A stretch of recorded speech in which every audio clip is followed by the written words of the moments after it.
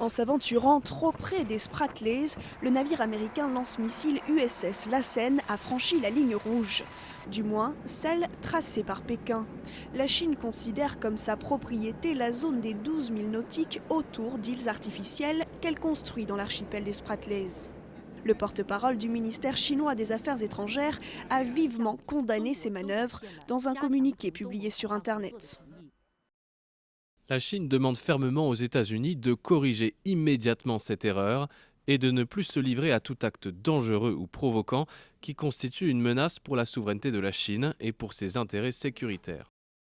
La Chine revendique des droits sur la quasi-totalité de la mer de Chine méridionale. Le Vietnam, la Malaisie, Brunei et les Philippines ont aussi des prétentions sur l'archipel des Spratlys, qui se situe sur une route maritime stratégique. Les États-Unis considèrent qu'il s'agit d'une zone internationale. Comme les pays d'Asie du Sud-Est, les États-Unis réclament une solution négociée. Comme le Premier ministre l'a déjà dit, il est très important que la communauté internationale s'unisse pour maintenir la paix et la stabilité dans la mer de Chine. Nos services de renseignement travaillent en étroite collaboration avec ceux des États-Unis.